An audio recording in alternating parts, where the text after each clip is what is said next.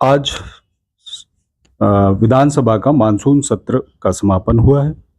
हमारे साथ हैं सवाईजपुर हरदोई से विधायक माधवेंद्र प्रताप सिंह रानू जी। हम उनसे जानेंगे कि जनता के कौन से मुद्दे, जनता के सरोकारों की क्या चर्चा हुई सदन के पटल पर।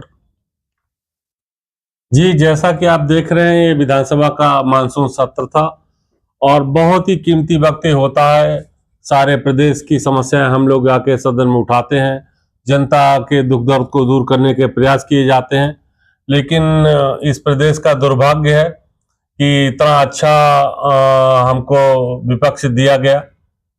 जो जनता की समस्याओं के लिए जो समय मिलता है, जो पूरे प्रदेश के टैक्स पेयर के पैसे से सदन चलता है, और उस पैसे की बर्बादी हमारे प्रतिपक्ष ने कर दी और पूरा समय खराब किया। सदन का जिस प्रकार से 4.5 वर्ष की सदन का जो मानक था कि उत्तर प्रदेश में कोई भी सदन स्थगित नहीं हुआ और बराबर कार्यकाल चलता रहा, लेकिन इन्होंने उस रिकॉर्ड को भी तोड़ने का प्रयास किया, उत्तर प्रदेश की छवि को खराब करने का प्रयास किया। और सबसे बड़ी बात, जो जनता के सुख दुख के मुद्दे हम लोग सदन में उठा सकते थे, उनकी बात कर सकते थे, उनके प्रति ज्यादा जवाबदेही से कार्य करा सकते थे, उसका समय ही उन्होंने नहीं दिया। पूरा सदन हो हल्ला के लिए समर्पित कर दिया। आपके क्षेत्र के कौन से जो मुद्दे थे उनको आप सदन के पटल पे रखना चाहते थे? हमारे क्षेत्र में एक तो उच्च शिक्षा की बहुत बड़ी समस्या है और बिजली की समस्या है। उसको मैंने इस बार रखा था कि सदन में उठा करके समस्याओं को हल कराने का प्रयास करूंगा। और जो सड़कों की समस्या रहती है उसको भी मैंने रखा था, लेकिन चूंकि सदन की कार्रवाई चलने ही नहीं दी गई, तो मैंने इनको विभिन्न नियमों में लगाया। नियम 301 और नियम 51 ऐसे होते हैं जिसमें हम लोग लिख कर भी दे सकते हैं और उस पर कार्रवाई होती है। तो ये मुद्दे मैंने नियम 301 में दिए हैं और याचिकाएं लगाई हैं। एक 132 के भी का सब स्टेशन विधानसभा में बनाने के लिए, जिससे कि बिजली की समस्या हल हो, उसके लिए याचिका लगाई है। और एक डिग्री कॉलेज बनाने के लिए एक याचिका लगाई है, जो हमारी स्वीकार कर ली गई माननीय अध्यक्ष जी के द्वारा, और आने वाले समय में इन पर कार्य होगा। तो मुद्दे तो हम नहीं उठा पाए, लेकिन जिस भी कारण से हम अपने क्षेत्र का भला करा सकते थे, उन प्रयास मैंने किए और कार्य कराने का काम किया। आपके इस कार्यकाल में सवाईजपुर विधानसभा क्षेत्र में आपने जनता से जुड़े मुद्दों पे कौन से ऐसे कार्य किए जो पहले नहीं हुए थे, पिछले कार्यकाल में नहीं हो पाए थे?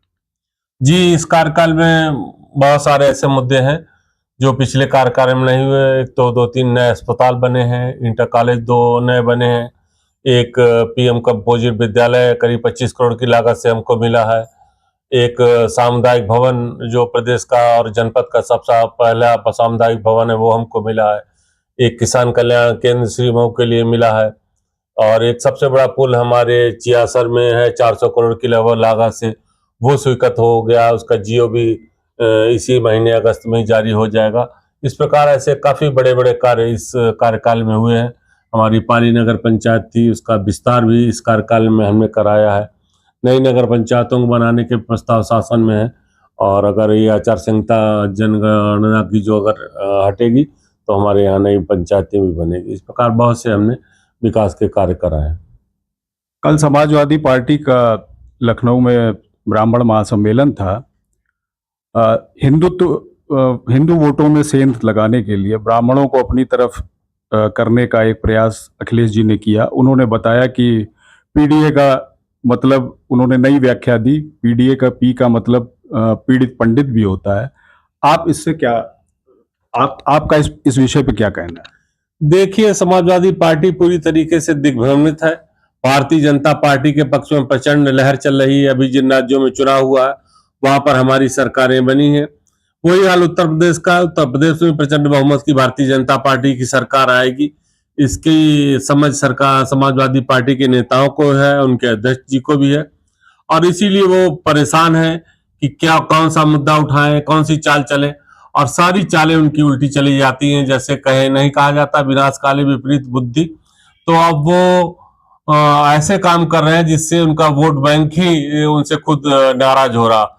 अभी वो शंकराचार्य जी को गांव गांव घुमा रहे हैं, यात्रा करा रहे हैं, गौ रक्षा का वो काम कर रहे हैं, जबकि गौ काटने का काम समाजवादी पार्टी के ही कार्यकर्ता करते हैं। उन्हीं के कसाई लोग गौ काटने का काम करते हैं, गौ हत्या का काम करते हैं। अब उनका ही वोटर उन्हीं से नाराज हो रहा है कि ये तो माला लटकाने चले अखिलेश यादव, तो सारे लोग गाली दे रहे हैं, उनके मुस्लिम वोट बैंक है, भयंकर रूप से उनसे नाराज हो गया। दूसरा, जैसे आप बता रहे, कल उन्होंने पंडित का जो नारा दिया, पी से पंडित, तो पी से पंडित उनका नारा कभी सफल नहीं होगा, क्योंकि इससे उनका पंडित तो जाने वाला उनके पक्ष में है ही नहीं, क्योंकि ब्राह्मण बुद्धिजीवी समाज से रहा है और समाजवादी पार्टी की गुंडा राज उसने देखा है। उनका जो जंगल राज था, उनकी दुर्दशा प्रदेश उन्होंने की थी, वो सारा हमारा प्रदेश का ब्राह्मण समाज बुद्धिजीवी समाज समझता है। अब उनके नारे से पीडीए से पंडित, पीडीए उन्होंने नारा इसलिए दिया था कि समाजवादी पार्टी अराजकता और अत्याचार का एक पर्याय मानी जाने लगी थी, ये नाम ही बदनाम हो गया था, इसलिए उन्होंने नया नाम पीडीए अपना रखा था। पीडीए से उन्हें कोई मतलब नहीं था, वो परिवार डेवलपमेंट अथॉरिटी केवल है समाजवादी पार्टी, और न कभी पीडीए से वो भला करने वाले थे। लेकिन पीडीए नाम इसलिए रख दिया था लोग सपा के कारनामों को भूल जाए, समाजवादी नाम जो उनकी सरकार में अराजकता अत्याचार का प्रतीक बन गया था, लोग उससे नाम के कारण दूर हट गए, तो गुमराह करने के लिए पीडीए नाम दिया था। तो हमारा पिछड़ा वर्ग कुछ सोचने लगा था, भाई हमारे लिए हो सकता है भला कर दे, क्योंकि हिंदुस्तान में बहुत जल्दी लोग पुरानी बातें भूल जाते हैं। यहाँ का जो आम मतदाता है बहुत जल्दी पुराने पिछले जो कारनामे भूल जाता है, तो इसलिए उन्होंने ये नाम रखा। लेकिन वो नाम भी उन्होंने स्वयं खंडित कर दिया, जो नाम पीडीए पिछड़ा और अल्पसंख्यक और दलित इस तरीके का बनाया था कोई मोर्चा, वो आज कल उन्होंने खंडित कर दिया, और उन्होंने वापिस के मतलब पंडित। तो भाजपा के ऊपर भी एक आरोप लग रहा है, ये चर्चाएं हैं कि सवर्ण समाज भाजपा से नाराज चल रहा है यूजीसी के मुद्दे पर। 2027 का चुनाव नजदीक है, सवर्ण समाज को कैसे एकजुट करेंगे, कैसे अपने साथ पुनः अपने पाले में लाएंगे?